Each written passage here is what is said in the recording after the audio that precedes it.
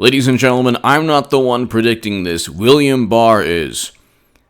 I've been saying for years that there will be indictments. We have finally Kevin Clinesmith. People say, oh, that's a small fish. Well, actually, he was involved in the FISA applications for Carter Page.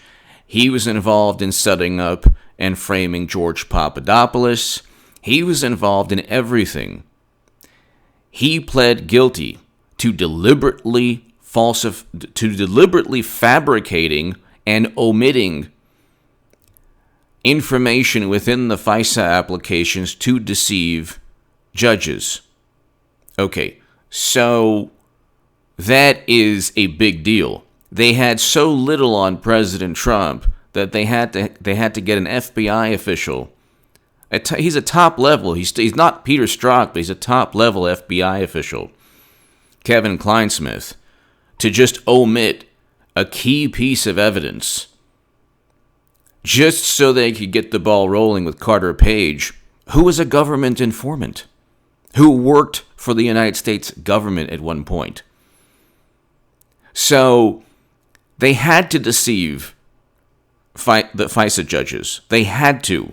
Otherwise, they couldn't begin investigating President Trump on a Steele dossier purchased by his direct political rival, Madam Secretary, who will be there at the debates and on that ballot on November 3rd. But be here, by the way, every evening at 9 p.m. Pacific.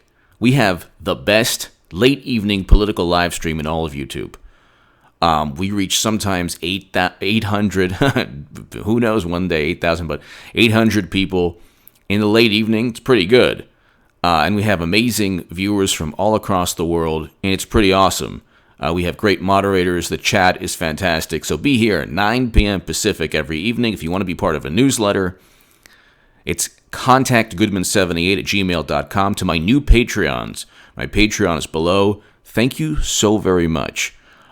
You really allow me I don't have $20 million in venture capital funding, so you really help me do and allow me to do everything as an independent voice. This is the Washington Examiner. Barr, there could be more criminal charges in Durham investigation, by Jerry Dunleavy. And this is just hours back. He's not going to say, yeah, there's going to definitely be. This is his way of saying, I think there has to. Well, let me see if William Barr speaks in the following manner. There's going to be criminal investigation of criminal indictments. I don't have my William Barr going, but he kind of speaks like that. Attorney General William Barr said there could be more charges in the criminal inquiry into the Russia investigation. U.S. Attorney John Durham has secured one guilty plea so far, and pressure is building on the Justice Department not to break with policy and take any action that would disrupt the presidential contest with less than 2 months to go until Election Day. So I love this. You have The Atlantic fabricating quotes about President Trump, literally citing unnamed sources, anonymous people who are speaking on condition of anonymity. Basically gossip and hearsay, claiming that Trump said something. These are all claims without evidence. This is not journalism. You can't simply lie and claim that, well, I'm a journalist. I can do so. That's what journalists do nowadays. And they've always done this to a certain extent. But nowadays it's in your face. I mean, Dan Rather lost his job, and others lost their jobs at CBS for a story that wasn't accurate on Bush. Okay, that happens all the time. That has happened consistently. President Trump even had like an award for the awards for all the horrendous reporting. But you have 2 months before the election, the Atlantic article, and then you have, of course, the Southern District of New York going after President Trump, and then you have all of these attempts to get his taxes, which won't show anything. The IRS already has his taxes, so it's like, he didn't work with Russia, so what are you trying to find out? I mean, they're going after him with everything they have. Then they're saying, okay, we're going to come out with more disparaging comments that we claim he's making. This is all before Election Day. And nobody is saying, well, the Southern District, you can't do this, or the Atlantic, you can't just write nonsense and hearsay and gossip right before the election. Could you imagine if the tables were turned? But anyway, U.S. Attorney John Durham has secured one guilty plea so far, and the pressure is building on the Justice Department not to break with policy. Yeah, right. Barr told NBC News' Pete Williams on Wednesday that he's not going to characterize exactly where Durham is in his investigation. By the way, John Durham put away, sent to prison, in a top-level FBI official in Boston. Okay, so he knows. Like, the FBI officials in Boston years back were engaging in criminal activity and pretending they had to do so. They were engaging in criminal activity with informants. On the surface, they were just doing their job.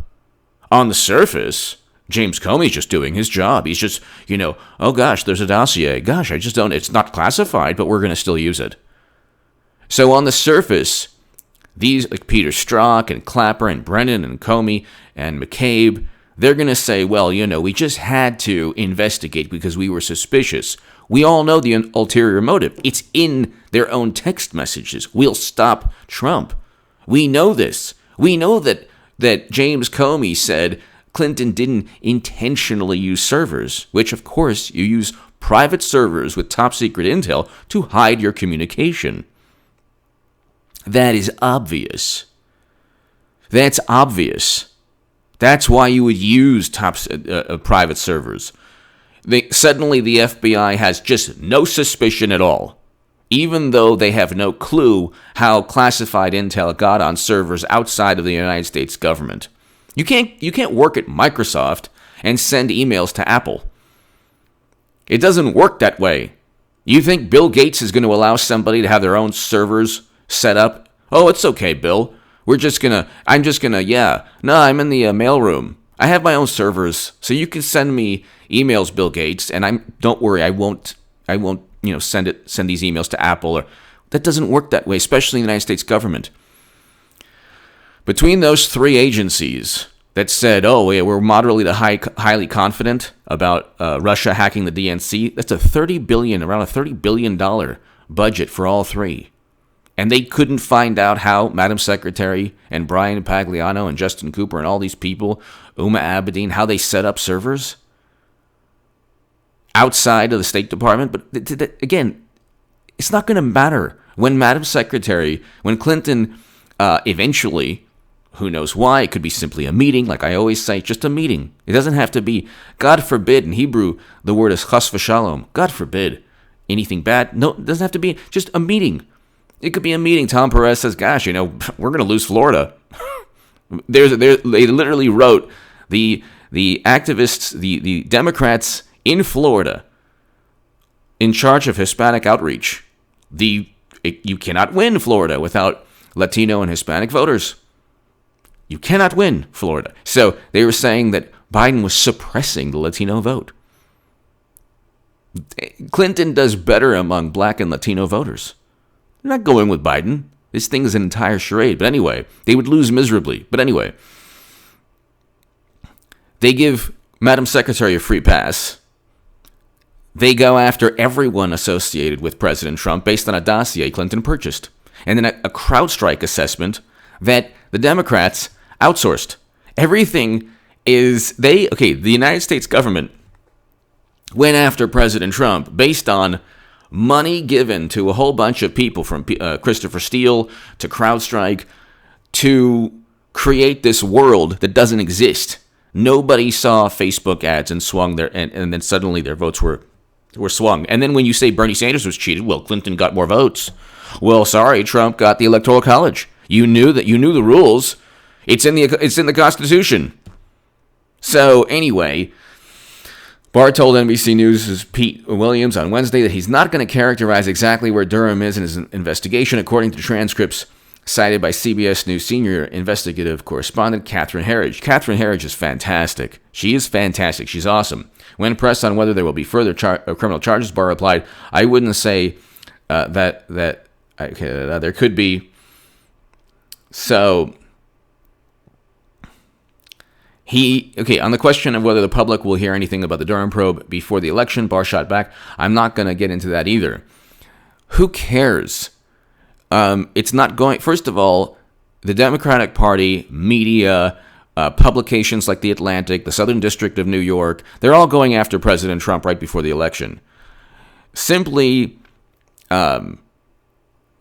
engaging in a real criminal probe. Okay, the Mueller probe was nonsense. It was based on Comey's disgruntled memos, a fired government official. Okay, this is finding out why the United States government under President Obama did not transfer power peacefully. We've had a tradition since Washington, and I've been talking about this for years. We've had a tradition since George Washington of transferring power peacefully from one president to another. President Obama did not do that. He investigated his Clinton's direct political rival. And Russian interference, the alleged Russian interference, happened under President Obama's watch. Just like 20% of U.S. uranium capacity wasn't vetoed. That sale was not vetoed by President Obama. So tell me why Putin would be so afraid of Democrats. Because of NATO? Because Trump's going to make NATO pay a little bit more money? Are you kidding me? Democrats and the Lincoln Project people want interventions, regime changes. They look at the map like it's Stratego and like a Dungeons and Dragons.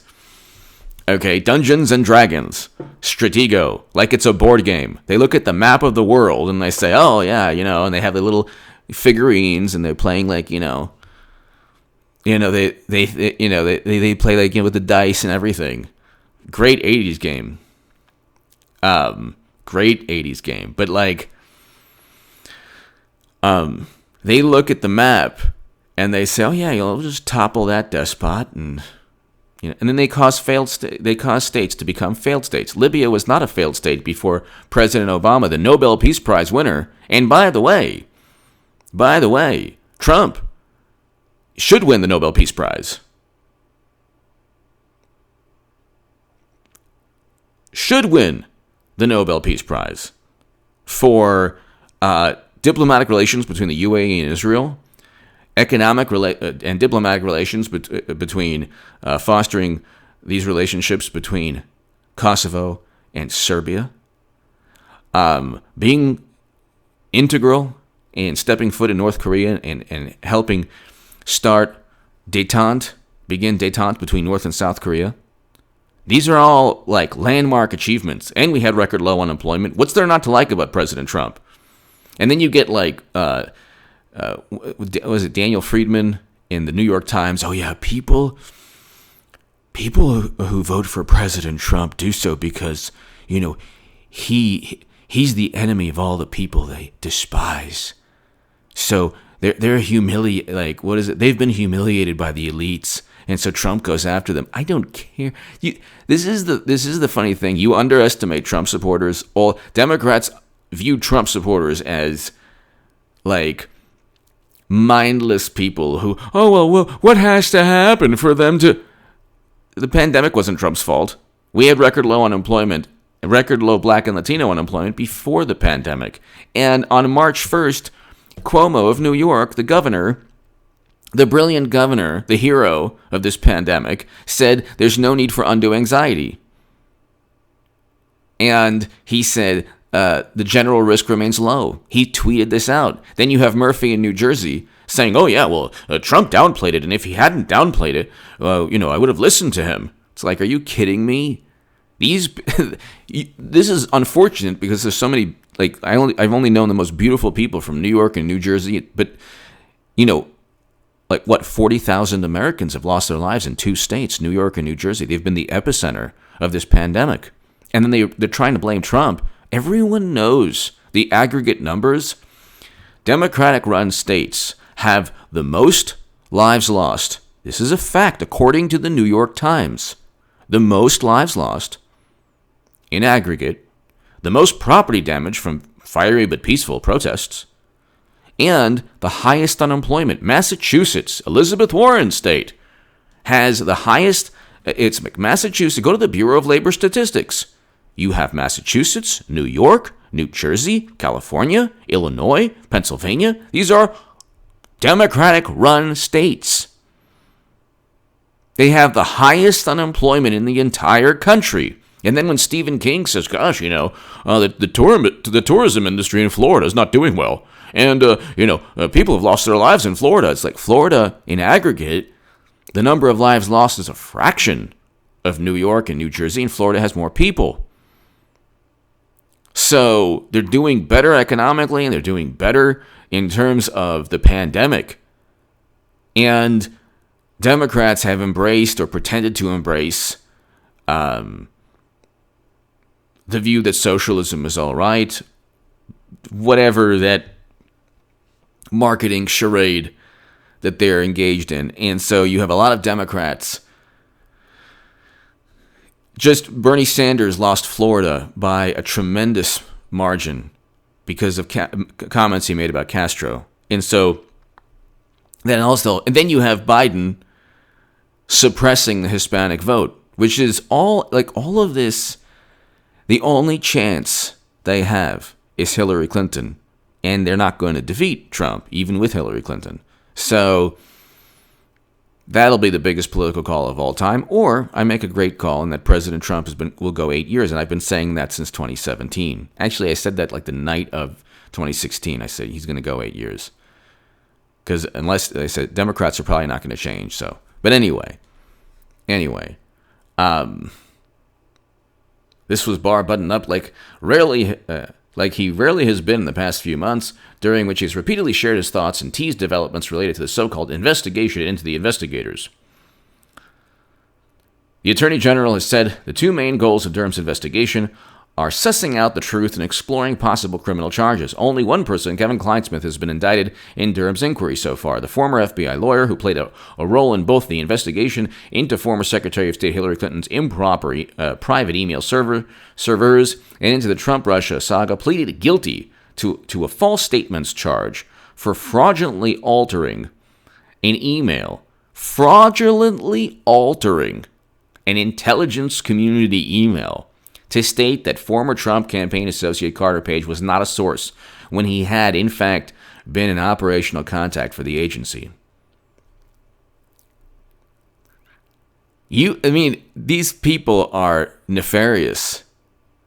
And the same Democrats, Trump doesn't play with venomous snakes and reptiles and swamp creatures. He doesn't need to. He doesn't need to kiss the rear end of these establishment people. That's why I find it very interesting when you have... I find it very interesting when you have... and then you have John Durham was interviewed for 8 hours, and I wonder if he contradicted anything that he perjured himself yet again, because he already committed perjury, because he went ahead and engaged in surveillance on President Obama's Senate, where Dianne Feinstein was very upset.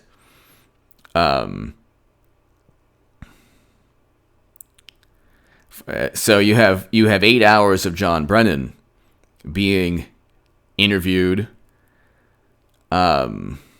Based on the evidence collected to date, and while our investigation is ongoing, last month we advised the Inspector General that we do not agree with some of the report's conclusions as to predication how the FBI case was opened. So John Durham completely refuted Michael Horowitz's report. Michael Horowitz, the Inspector General, he basically was looking for a signed statement, an oath in blood, saying, oh yeah, we're going to go after President Trump. Signed, everyone putting their wrist on the paper.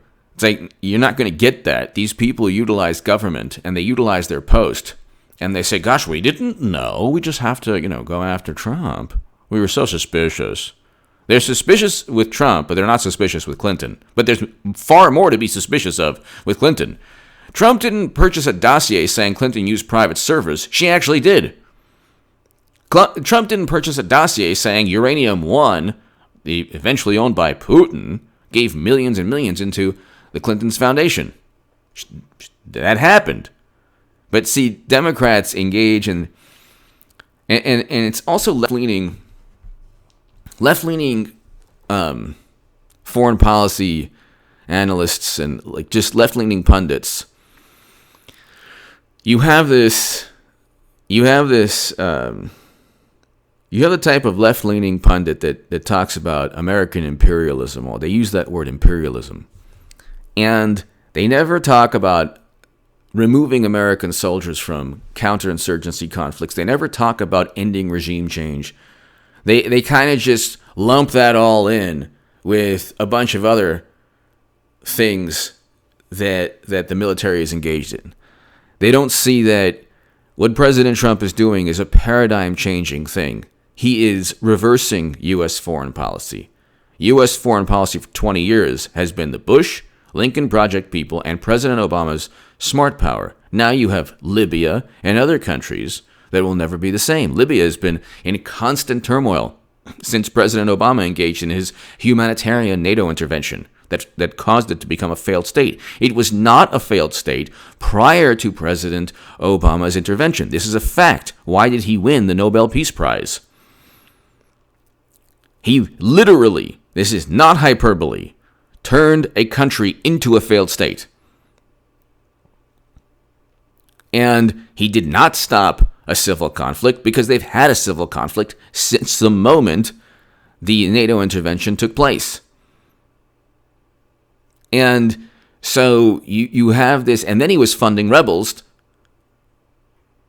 to kick Assad out, who was funded by Iran, the same country that he signed this amazing deal with, based on their ability to keep honest with a nuclear deal, even though they were funding the same person that President Obama was trying to oust by spending $500 million on rebels that didn't work.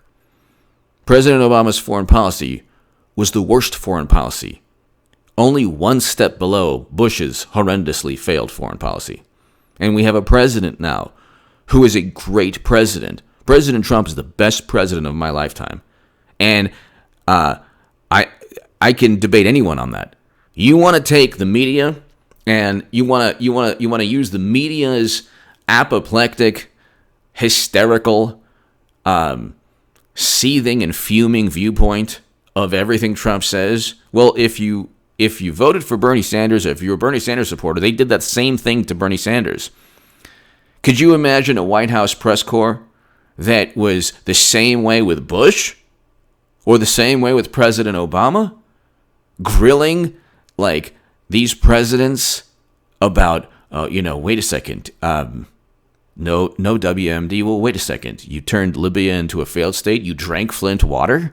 But you knew it was poisonous. Where were the fact-checking zealots? When, by the way, the Washington Post, about a quarter of the Washington Post's lies that they attribute to Trump, a quarter of the 20,000 lies are absolutely true, categorically true, according to a fact-checker at CBS Market Watch.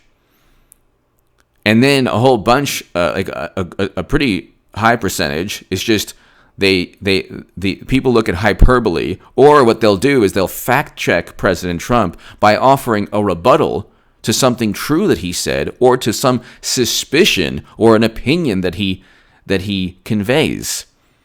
If I say, like, they do this with mail-in ballots. The Slate, New York Times, papers in South Florida have all written about how signatures can be forged, how you can ask for numerous ballots and absentee ballots that go into one address, how the people who pick up all of these ballots can be operatives, political operatives of either side. And when President Trump conveys suspicion, you can say, hey, look, if the system is not ready for a surge in mail-in ballots, the election is ripe for fraud. That is a logical and reasonable and rational viewpoint. They fact check that and they say, "Oh my God, false." But you can't say Trump's suspicion of Democrats is false. They cheated Bernie Sanders. They couldn't even find out who won Iowa because they used an app linked to Clinton campaign officials. Madam Secretary is going to be on that debate stage. You watch. I will have made the biggest political call of all time, or just a good political call, with Trump going 8 years. But these people are like the biggest phonies and fakes and liars of all time. And they say Trump lies. Nobody lies more than media and Democrats and the wonderful intelligence community that hasn't been right about anything, from the Bay of Pigs to the Gulf of Tonkin to the fall of the Berlin Wall. They didn't predict that. To WMD, to Facebook ads, which happened under their watch. Well, it's funny, too, because Brennan, Comey, and Strzok and McCabe, they're like, oh, yeah, we're the vanguards of the Republic. Well, it happened under your watch. Nobody realizes or understands or comprehends that these are the same people that were in President Obama's administration going after President Trump, but not stopping the Facebook ads. Anyway, I can go on forever. There are going to be more indictments, hopefully before the election, but very likely after the election. That's why I don't think they're going to go with the exhumed body that we now see is like, this man is a human, he looks like Jack Skellington from Nightmare Before Christmas. But anyway, give me your thoughts below. Be here at 9 p.m. Pacific, people. Subscribe to H.A. Goodman's other channel. Ladies and gentlemen, to my new Patreons, thank you so very much. My Patreon is below if you want to support my voice. Thank you very, very much. Be here at 9 p.m. Pacific for the best live stream, the best late evening live stream in all of YouTube on politics. I will do a live stream at 9 p.m. Pacific every evening from here long past the election. So it'll be a nice tradition for the next 2 months, 3 months, 4 months. And we're going to, if you feel that things have become just too much to handle, this live stream brings sanity. And it's fun. It's just awesome. So be here at 9 p.m. Pacific. And if you want to support my voice long term, my Patreon is below. If you want to be part of a newsletter, ladies and gentlemen, it's contactgoodman78@gmail.com. And tell your friends about this channel. Tell your friends about H.A. Goodman's other channel. And you're going to see this election is going to heat up more than you ever imagined, in a good way, in a very good way. Give me your thoughts.